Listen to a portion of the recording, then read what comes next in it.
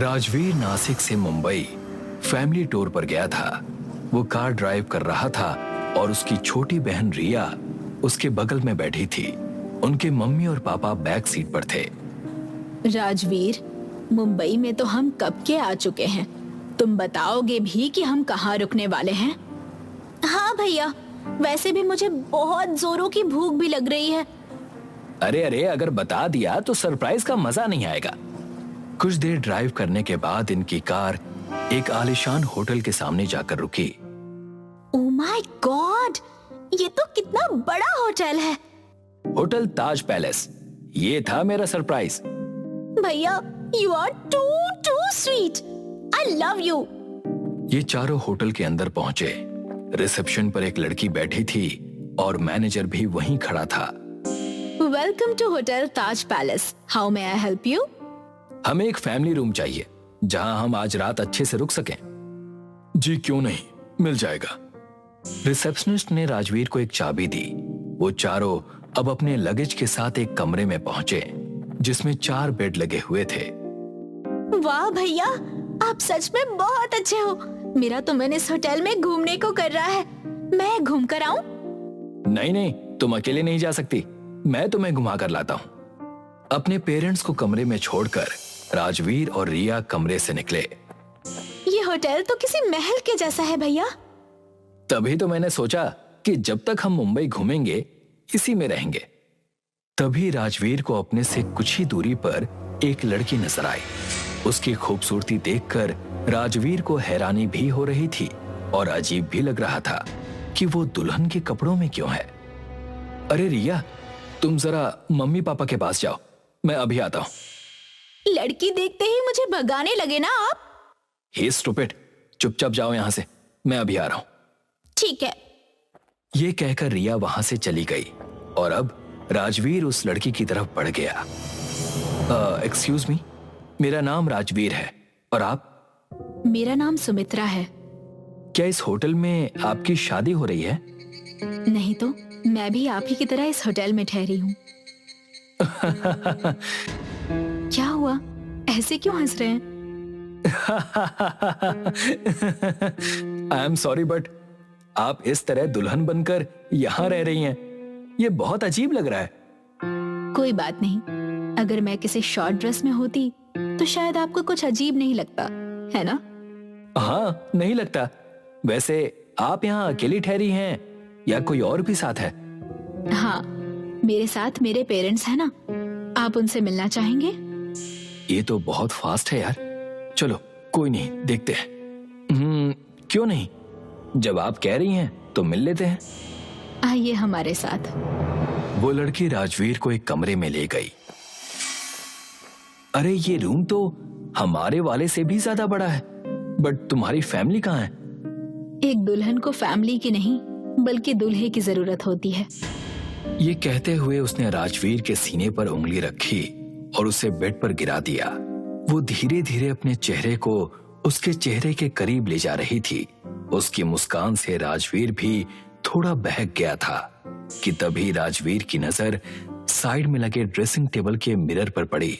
उसने पाया कि उस आईने में दुल्हन तो नजर ही नहीं आ रही थी। तभी उस दुल्हन की शक्ल बहुत भयानक हो गई। राजवीर ने उसको धक्का दिया और फौरन वहां से निकला। लेकिन ये क्या, वो दरवाजे से बाहर निकलने के बाद भी उसी कमरे में पहुंच गया। राजवीर, मेरे जैसी खूबसूरत दुल्हन को भला कौन ऐसे छोड़कर जाता है? आओ आओ मेरे पास। राजवीर अब फिर से दरवाजे से बाहर निकला और 2-3 बार इसी तरह करने पर वो कॉरिडोर में आ गया।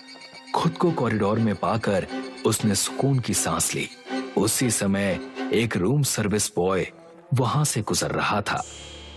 अरे सर, आप इतने डरे हुए क्यों लग रहे हैं? इस कमरे में एक चुड़ैल है, वो मुझे मारने वाली थी। क्या? पिछले 6 महीने से यहाँ काम कर रहा हूँ सर, यहाँ कोई चुड़ैल बड़ैल नहीं है। तभी वही दुल्हन बिजली की रफ्तार से वहां आई और उसने उस सर्विस बॉय की गर्दन पकड़ ली। क्या कहा? यहाँ कोई नहीं है? उस सर्विस बॉय की आंखें फटी की फटी रह गई। राजवीर वहां से बहुत तेज भागा। वो पीछे मुड़कर देखना नहीं चाहता था। तभी पीछे से कोई आवाज बड़ी तेजी से आई और उसके कदमों में आ गिरी। राजवीर ने नीचे देखा तो उसका दिल दहल उठा। वो उसी सर्विस बॉय की कटी हुई गर्दन थी। राजवीर अब भागकर अपने कमरे में पहुंचा। उसने दरवाजा अंदर से बंद किया और लंबी लंबी सांसें लेने लगा। राजवीर बेटा, क्या हुआ तुमको? माँ, पापा, जल्दी से यहाँ से निकलो। ये होटल हॉन्टेड है। मैंने अभी यहाँ पर एक चुड़ैल को देखा है। उसने यहाँ के सर्विस बॉय को भी मार दिया। राम राम राम राम, चलो जल्दी यहाँ से निकलते हैं। वो चारों अब अपना लगेज छोड़ छाड़ कर जैसे तैसे वहां से निकल गए। इन्होंने रिसेप्शन पर रुकना भी ठीक नहीं समझा और मेन डोर पर गए तो वो बंद था। ये दरवाजा क्यों बंद है? सर, आप लोग अभी आए हैं और आपने अभी चेकआउट भी नहीं किया है सर। फिर आप ऐसे कहां भाग रहे हैं? इस होटल में एक चुड़ैल है। हमें यहां रुककर अपनी मौत का इंतजार नहीं करना। अरे, ये आप कैसी बातें कर रहे हैं सर? तभी अचानक से पूरे होटल की लाइट फ्लिक करने लगी और वही दुल्हन चुड़ैल इन्हें सामने नजर आती है। उसे देखकर मैनेजर और रिसेप्शनिस्ट दोनों के ही होश उड़ गए। क्यों मैनेजर, मुझे सामने देखकर कैसा लग रहा है? अब ये दोनों भी चीखते चिल्लाते दरवाजे की तरफ भागे और इस बार चाबी लगाने के बाद भी लॉक नहीं खुला और वो बस दरवाजे को खोलने के लिए जोर लगाते रहे। आज ये दरवाजा तुम दोनों के मरने के बाद ही खुलेगा। नहीं! वो दोनों अब वापस कॉरिडोर की तरफ भागने लगे और वो दुल्हन चुड़ैल भी इनके पीछे हो ली। वो इनको पकड़ने ही वाली थी कि तभी ये दोनों एक कमरे में घुस गए जहां पर एक मंदिर बना हुआ था। दुल्हन चुड़ैल उस कमरे में नहीं जा पाई। बाहर आओ दोनों, कब तक अंदर छिपे रहोगे? मैं तुमको नहीं छोड़ने वाली। राजवीर और उसका परिवार पूरी तरह से डर गए थे। वो चुड़ैल अब वापस उनके पास आई। तुम लोग उन दोनों को बाहर लेकर आओ, वरना मैं तुम में से किसी को नहीं छोड़ूंगी। सुमित्रा, हमने आखिर तुम्हारा क्या बिगाड़ा है? तुम यहाँ कब से हो और क्यों हो? हमें तो कुछ भी पता नहीं। तुम हमें यहाँ से जाने दो प्लीज। मैं तुम्हें यहाँ से जाने देती, लेकिन अब तुम लोग नहीं जा सकते। मेरे पास सिर्फ रात तक का ही समय है। अगर वो दोनों बाहर नहीं आए तो सुबह होने पर मैं उनको नहीं मार पाऊंगी। लेकिन ऐसा क्या है जो तुम उन दोनों को मारने के लिए इतनी बेताब हो? अब उस दुल्हन चुड़ैल ने अपनी कहानी बतानी शुरू की। पिछले महीने वो अपने पति के साथ उस होटल में गई थी। नरेश, हमने भागकर शादी तो कर ली और यहाँ रुक भी गए, लेकिन सुबह होने पर तुम मुझे कहाँ लेकर जाने वाले हो? अरे बस आज रात हमें यहाँ रुकना है। उसके बाद हम दिल्ली जाएंगे और वहां पर अच्छा सा फ्लैट लेकर आराम से रहेंगे। वो उसके कहने पर ही अपने घर के सारे गहने और पैसे लेकर भाग आई थी। वो उसके साथ अपनी एक नई जिंदगी शुरू करना चाहती थी, लेकिन देर रात उसके साथ वो हुआ जिसका उसे अंदाजा भी नहीं था। जान, अब तुमने मेरे लिए इतनी दौलत का इंतजाम कर दिया है तो मैं पूरी जिंदगी आराम से ऐश करके गुजार सकता हूँ। ये तुम क्या कह रहे हो नरेश? अब मुझे तुम्हारी जरूरत नहीं है। उसने मेरे पेट में चाकू मारकर मुझे खत्म कर दिया। ये रिसेप्शनिस्ट और मैनेजर को ये बात पता चली तो इन्होंने इस बात को छुपाने के लिए नरेश से पैसे ले लिए और मेरी लाश को ठिकाने लगा दिया। मेरी आत्मा तभी से यहाँ भटक रही थी, लेकिन मुझ में शक्तियां नहीं थी। लेकिन आज अमावस्या की रात है, इसीलिए मुझ में काली शक्ति आ गई है। तुम्हारे साथ बहुत गलत हुआ है, लेकिन हमें प्लीज यहाँ से जाने दो। हम तुम्हारी मदद नहीं कर सकते। अगर तुम मेरी मदद नहीं करना चाहते तो ये लो। उसने रिया को पकड़ा। रिया बेटा, उन दोनों को बाहर निकालो, वरना मैं इसे अभी खत्म कर दूंगी। नहीं, मैं अभी उनको लेकर आता हूँ।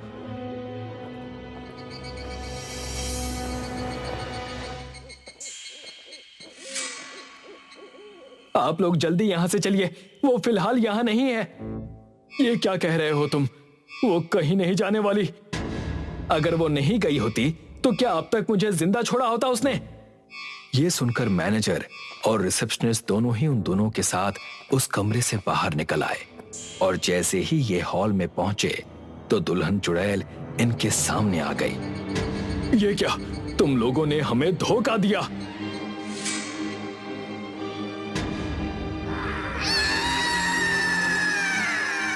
हमें जाने दो, हमने तुम्हारा काम कर दिया है। दुल्हन चुड़ैल ने उनकी तरफ देखा, तभी दरवाजा अपने आप खुल गया।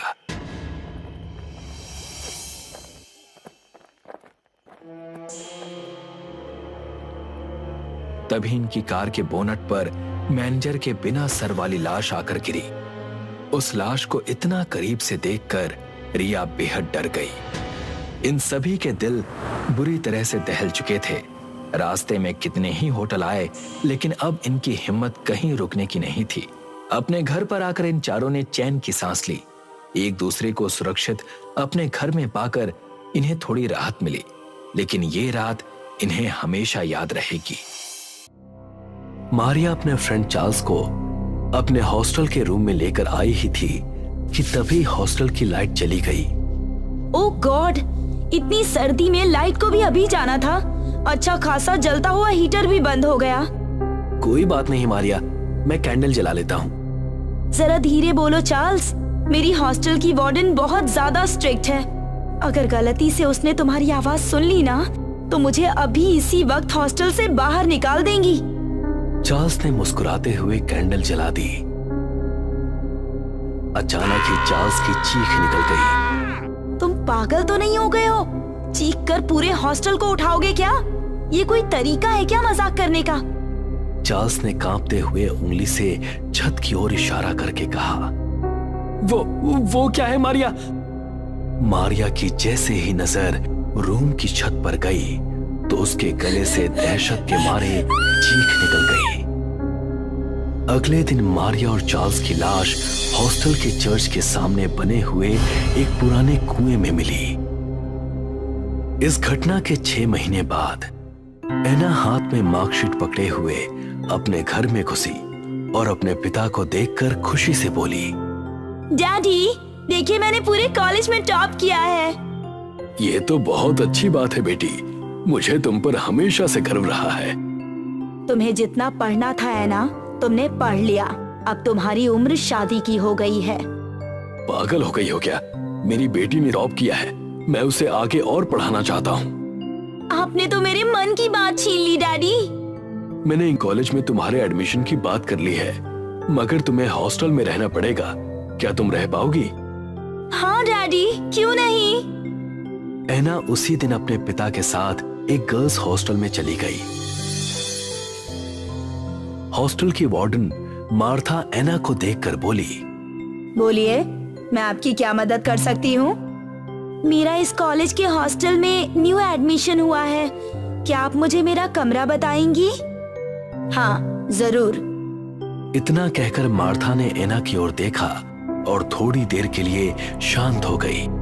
आपका रूम मिल गया है और ये लीजिए चाबी। मेरे रूम का नंबर क्या है? वो चाबी की टैग पर लिखा है, रूम नंबर 101। थैंक्स। कोई बात नहीं, कुछ भी समस्या आए तो मुझे बुला लेना। जी बिल्कुल। एना अपने पापा को अलविदा कहकर अपने रूम की तरफ जा ही रही थी कि तभी किसी ने पीछे से आकर उसके कंधे पर हाथ रखा। एना ने देखा तो वहां पर कोई नहीं था। क्या हुआ बेटी, तुम रुक क्यों गई? पता नहीं डैडी, मुझे ऐसा लग रहा है जैसे पीछे से मेरे कंधे पर किसी ने हाथ रखा हो। तुम्हें कोई वहम हुआ होगा। कुछ देर बाद एना के पिता एना को हॉस्टल के कमरे में छोड़कर अपने गांव की ओर रवाना हो गए। एना अपने रूम से निकली ही थी कि अचानक एक लड़की ने आकर उसका रास्ता रोक लिया। कौन हो तुम और तुमने मेरा रास्ता क्यों रोक लिया? मेरा नाम जूलिया है। तुम रूम नंबर 101 में शिफ्ट हुई हो ना? हाँ, लेकिन तुम क्यों पूछ रही हो? वहाँ मत रहो, नहीं तो बेमौत मारी जाओगी। क्या बकवास कर रही हो तुम? आखिर तुम हो कौन? तुम्हें इस बात से कोई मतलब नहीं होना चाहिए। तुम्हें मेरी बात पर ध्यान देना चाहिए। जितनी जल्दी हो सके उस रूम को छोड़ दो। आगे तुम्हारी मर्जी। ऐना गुस्से से आगे बढ़ गई और बड़बड़ाने लगी। आखिर समझती क्या है ये अपने आप को? इतना कहकर ऐना ने जैसे ही मुड़कर देखा तो अब वहां पर जूलिया नहीं थी। ये कहाँ गायब हो गई? ऐना अपने रूम की तरफ चली गई। ऐना के रूम की बालकनी के सामने बने चर्च के बाहर कुआं साफ दिखाई दे रहा था। ऐना वहां पर खड़ी थी कि तभी उसे कुएं के पास एक परछाई दिखाई दी, मगर अगले ही पल वो परछाई गायब हो गई। ऐना को अचानक नींद आने लगी और वो जैसे ही पीछे मुड़ी तो पीछे जूलिया खड़ी थी, जो ऐना को बगैर पल के झपकाए घूरे जा रही थी। और उसे देखकर पता नहीं क्यों ऐना के डर से रोंगटे खड़े होने लगे। उसने डरते डरते हकलाते हुए कहा, आखिर तुम हो क्या? और तुम कब दबे पांव मेरे रूम में आ गई? तुम्हारी कदमों की आहट तक मुझे सुनाई नहीं दी। तभी अचानक जूलिया गायब हो गई। आखिर ये कहाँ चली गई? कुछ सेकंड्स पहले तो यहीं पर खड़ी हुई थी। अरे ये सब हो क्या रहा है? ये जो कुछ मैं देख रही हूँ वो सच है या मेरा वहम?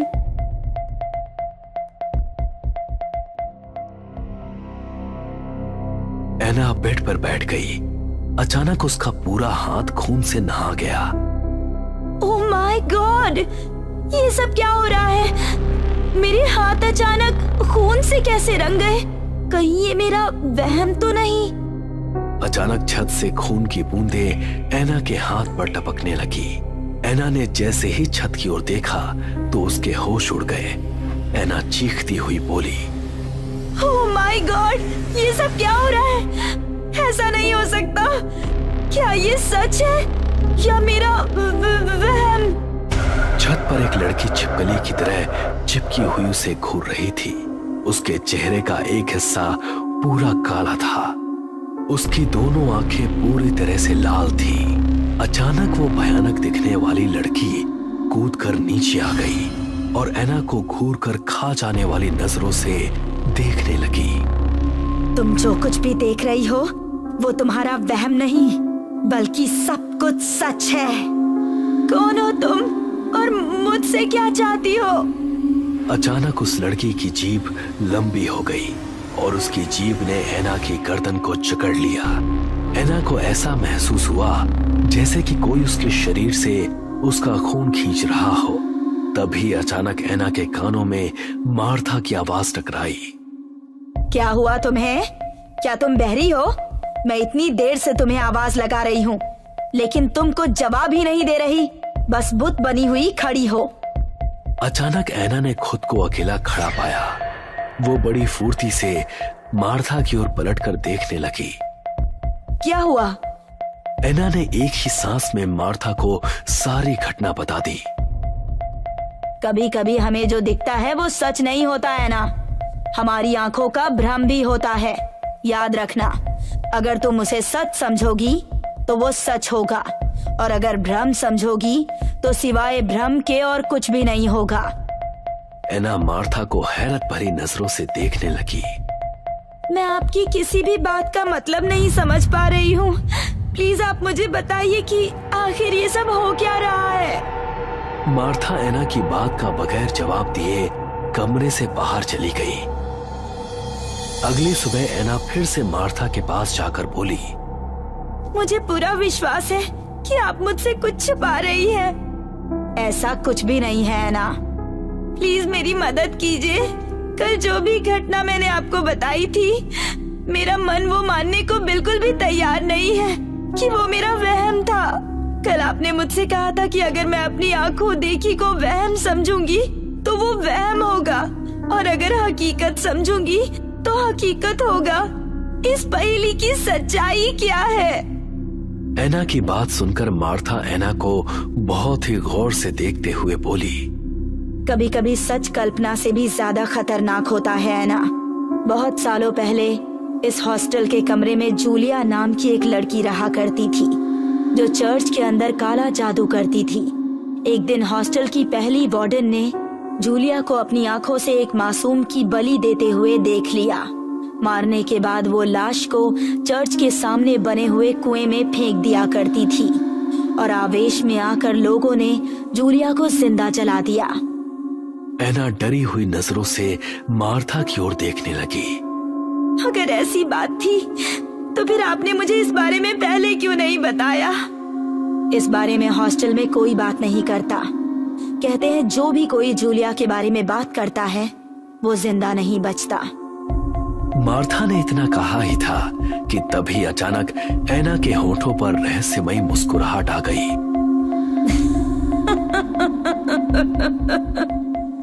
ये अचानक तुम्हें क्या हो गया? तुम मुस्कुरा क्यों रही हो? एना भारी आवाज में मार्था की ओर देखकर बोली, जब तुम्हें पता है कि इस बारे में जब कोई बात करता है तो वो जीवित नहीं बचता, ये जानने के बाद भी तुमने जूलिया के बारे में हॉस्टल में आई नई लड़की से बात करनी शुरू कर दी। एना की जुबान से ये शब्द सुनकर मार्था का शरीर डर से थरथराने लगा। अचानक एना का चेहरा देखते ही देखते जूलिया के रूप में परिवर्तित हो गया। जूलिया अपना भयानक चेहरा लिए हुए उसके सामने खड़ी थी। जूलिया का भयानक चेहरा देखकर मार्था की आंखें डर से फटी की फटी रह गईं। उसने हकलाते हुए उसकी ओर देखकर कहा, मुझे छोड़ दो, मुझे छोड़ दो। नामुमकिन, मैं तुम्हें किसी भी कीमत पर जीवित नहीं छोड़ सकती। तुम्हें भी दूसरी वार्डन की तरह मरना होगा। तुम तो यहाँ पर 10 साल से वार्डन की जॉब कर रही हो। क्या तुम्हें नहीं पता कि इस गर्ल्स हॉस्टल को गर्ल्स हॉस्टल नहीं बल्कि मौत का गर्ल्स हॉस्टल कहते हैं?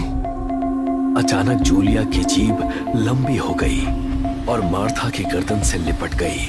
कुछ ही पलों में मार्था का शरीर बेजान होकर गिर पड़ा। अचानक जूलिया का चेहरा सामान्य हो गया और वो एना के रूप में परिवर्तित होकर बेहोश हो गई। अगले ही पल उसकी आंख खुली तो एना ने देखा कि उसके सामने खड़ी भयानक जूलिया और मार्था की लाश पड़ी हुई थी और वो चर्च के सामने कुएं के पास खड़ी थी। तुझे समझाया था ना मैंने, लेकिन तूने मेरी बात नहीं मानी और लोग मुझे डायन कहते हैं। वो समझते हैं कि उन्होंने मुझे खत्म कर दिया। बेवकूफ, इतना भी नहीं जानते कि मैं तो यहाँ से कभी गई ही नहीं थी। मेरी आत्मा उसी कुएं और इस रूम से जुड़ी हुई है। क्या मार्था को भी तुमने जान से मार दिया? क्योंकि वो एक राज को राज बनाकर नहीं रख पाई, इसीलिए मारी गई। लेकिन तुम चिंता मत करो, तुम्हें तो वैसे भी मरना ही है, क्योंकि मैंने तुम्हें चेतावनी दी थी कि मेरे रूम में रुकने की गलती मत करना। अचानक जूलिया की आंखों में खून उतर आया। तभी एना के कानों में मार्था की कल की बताई हुई बात गूंज गई। तू सिर्फ एक भ्रम है और कुछ नहीं। तू तो पहले से ही मर चुकी है। तू मेरा क्या बिगाड़ेगी? इतना कहकर एना बगैर देरी किए हुए बेहद फुर्ती से भागी। जूलिया चाहकर भी पीछा नहीं कर पाई। एना दौड़कर हॉस्टल से बाहर निकल आई। एना आज तक उस मौत की गर्ल्स हॉस्टल को नहीं भूल पाई। आत्माओं का हॉस्टल। गीता और दीपिका रोजाना बैडमिंटन खेलने जाते थे। आज भी गीता शाम को ठीक 5 बजे दीपिका के घर पहुंच गई। आंटी, दीपिका कहाँ है? बेटा, आज दीपिका बहुत बीमार है, उसे बुखार आ रहा है, इसीलिए वो सो रही है। गीता उदास होकर रोड पर घूमने निकल जाती है। टहलते टहलते वो शांति देवी हॉस्पिटल पहुंच जाती है। वो देखती है कि हॉस्टल के अंदर कई लड़कियां बैडमिंटन खेल रही हैं और उसे बुला रही हैं। गीता हॉस्टल के अंदर चली जाती है। उधर गीता की माँ गीता का इंतजार कर रही थी। 9 बज गए हैं, ये लड़की कहाँ रह गई? गीता की माँ दीपिका के घर पहुँचती है और दीपिका की माँ से गीता के बारे में पूछती है। दीपिका आज उसके साथ खेलने गई ही नहीं। दीपिका बीमार है। गीता की माँ आसपास की जगहों पर गीता को ढूंढती है। वो देखती है कि शांति देवी हॉस्पिटल के सामने रोड पर एक कंकाल पड़ा हुआ है। वो कंकाल गीता का होता है। गीता का सिर और चेहरा ठीक होते हैं और सिर के नीचे का सारा शरीर कंकाल होता है। गीता की माँ जोर से चिल्ला पड़ती है। क्या है शांति देवी हॉस्टल का राज? आइए सुनते हैं कहानी आत्माओं का हॉस्टल। प्रिया अपने गांव से चंद्रपुर आई थी। उसने चंद्रपुर के कॉलेज में एडमिशन लिया था। पिताजी, मैं रहूंगी कहाँ? बेटा, किराए पर कोई कमरा ले लेंगे। प्रिया और उसके पिता शहर में कमरा ढूंढने जाते हैं। सुनिए, यहाँ कहीं किराए पर कमरा मिल जाएगा? भाई साहब, आप थोड़ा लेट हो गए। शहर के सारे कमरे उठ चुके हैं। अब अगर आपको कमरा मिल जाए तो बस चमत्कार ही समझिए। ये आदमी तो पागल लग रहा है।